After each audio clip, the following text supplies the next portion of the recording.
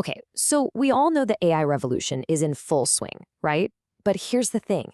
The main story we hear is this frantic race to build bigger, more powerful, and ridiculously expensive models. It's a game not everyone can afford to play. And that's why today we're going to look at a totally different playbook. We're diving into India's strategy, one that's not about chasing the giants, but about being smart, frugal, and incredibly innovative. Let's get into it. All right, first things first, let's just get a sense of the scale here. AI is not some sci-fi concept anymore. It's here and it is taking over. I mean, check out this chart. In 2022, about half of all organizations were using AI in some way. Fast forward to 2025, and that's just around the corner, and that number is projected to hit a whopping 88%. You guys, that's not just growth, that is a full-blown explosion. So you see this massive global gold rush for AI, but does that mean everyone's playing the same game with the same rules and the same resources? Not even close. And that right there is where the real story starts. It's about how you compete, how you innovate when you're not one of the big guys with unlimited cash. Okay, so here's our game plan for today. First, we'll look at the new AI reality. Then, we'll get into the specific challenges India is facing.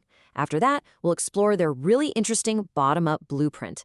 Then we'll see how they're building an AI-ready workforce. And finally, we'll talk about India's AI way forward. All right, section 1, the new AI reality. So what is this new reality? Well, to put it bluntly, it's a world of major imbalances. It is absolutely not a level playing field. We're talking about a world of haves and have-nots, with massive gaps in power, money, and access to technology. The strategy that gets all the headlines, especially out of the West, is this relentless push for bigger, stronger, and unbelievably expensive frontier models. Think of these as the Goliaths of the AI world. We're talking models trained on pretty much the whole internet. That takes tens of thousands of specialized computer chips running nonstop for months, guzzling insane amounts of power. It's a super high-stakes game, and frankly, very few can even afford a seat at the table. And if you want to see what that resource gap looks like, this donut chart just lays it bare. The actual hardware, the data centers that power all this AI, it's almost all in a handful of wealthy nations. Look at this. High-income countries, they have 73% of the world's data centers. China's got 11%. And India, just 3%. That isn't a gap, my friends. That is a chasm. So, that brings us to India's unique challenges. This is the situation they're in. Staring at that chasm, knowing they have to play a different game. They are at a major crossroads, facing some really tough choices that demand a totally new strategy. It really is a high-stakes balancing act. Okay, so here's the first huge trade-off. Do you try to chase the frontier models?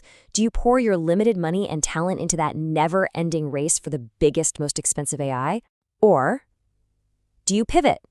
Do you build smaller, more efficient, targeted solutions that actually solve the problems your people are facing right now? It's a fundamental question. And that leads to an even tougher dilemma, especially for a country like India with its enormous workforce. It's this classic capital versus labor problem. Do you go for massive scale, using AI to boost productivity at all costs, even if that means a ton of jobs get displaced? Or do you aim for broad inclusion, pacing the rollout of AI to help your workforce, to augment what they do, and create new kinds of jobs? This is a really tricky one. And listen, this isn't just some theoretical debate. We're already seeing some early warning signs. Studies are showing that AI might be weakening the link between economic growth and creating jobs. So the economy grows, but the number of jobs doesn't grow with it. It's not necessarily about mass layoffs. It's about the economy needing fewer people to produce the same amount of stuff. That is a huge shift, and one we have to watch very, very closely. But you know what? The biggest bottleneck for a country like India might not even be money. It's something more fundamental. It's about access. It's about just getting your hands on the global hardware, the advanced chips, the GPUs. That supply chain is incredibly tight, the competition is fierce, and that reality right there forces you to think differently. Which brings us to the blueprint. So how does India solve this puzzle? Well, they're basically flipping the script. They're taking all these constraints, the lack of hardware, the need for jobs, and turning them into their biggest advantage. They are building a bottom-up strategy based on frugal, targeted innovation. So what exactly does a bottom-up AI strategy mean? Well, instead of building one giant do-it-all model, picture an army of smaller, highly efficient, specialized models. Each one is like a scalpel, perfectly designed to solve one specific local problem. And the best part? The innovation is distributed. It's not just coming from a few giant tech companies, it's a grassroots movement with startups, universities, and government agencies all jumping in. And the timing for this strategy is perfect. Just look at this chart. It shows that open source models, that's the blue line, are catching up to the giant closed proprietary models incredibly fast. This is a huge deal. It means you don't have to be one of the big tech giants to build powerful AI anymore.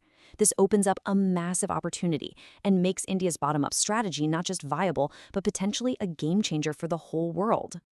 Okay, let's talk about some real-world examples because this is not just theory. Take healthcare. In India, you have local innovators using AI to bring cancer screening to rural areas. This means women can get checked for breast cancer without having to travel for hours to a city with expensive equipment. I mean, that is literally saving lives with smart, targeted AI. Or how about agriculture? There's a system using AI to give 1.8 million farmers better market access and price information. 1.8 million across 12 states. This helps them get a fair price for their crops. Again, this isn't some tiny pilot program. It's a massive grassroots effort that's putting more money directly into farmers' pockets. And it goes beyond economics, too. In the Himalayas, a really critical application is using AI with low-cost sensors to give real-time alerts for landslides. Think about that. A simple, frugal solution that strengthens disaster preparedness and actually saves entire communities from devastation. It's just brilliant. Now, this is all great, but the tech is only half the story, right? You can have the most brilliant AI models, but if you don't have people who know how to use them, build them, and adapt to them, well, it's all for nothing. Which brings us to arguably the most crucial piece of this whole puzzle, building an AI-ready workforce. And one of the coolest ideas on the table is this Earn and Learn initiative. It's a total rethink of how we do education.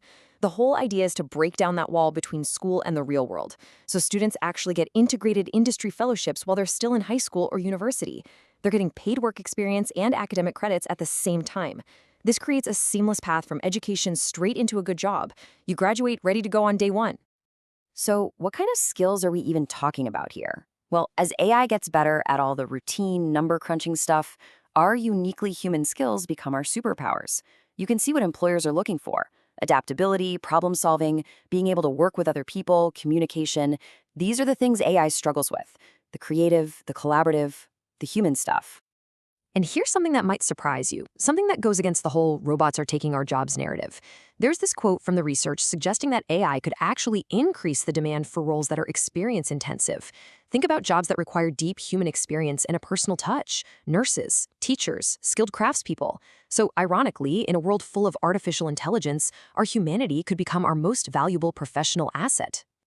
Okay, let's wrap this up. India's AI way forward. What does this all boil down to? It's a vision for self-reliance. It's about building an AI future that is uniquely Indian, designed for India's challenges by India's innovators. And this really is the core message of their whole approach. India isn't just passively adopting AI from somewhere else. No, they are adapting it. They are molding it to be economically grounded, socially responsive, and strategically autonomous. In a world where tech is so often a one-size-fits-all hammer, they're building a custom toolkit. And that is a really powerful move. And so this leaves us with a really fascinating question to think about. While so much of the world is caught up in this race to build bigger and bigger AI, could it be that the smartest path forward is actually to build smaller, wiser, and closer to home? To build AI that serves human needs first? India is placing a huge bet that the answer is yes. Now I'm curious. What do you think?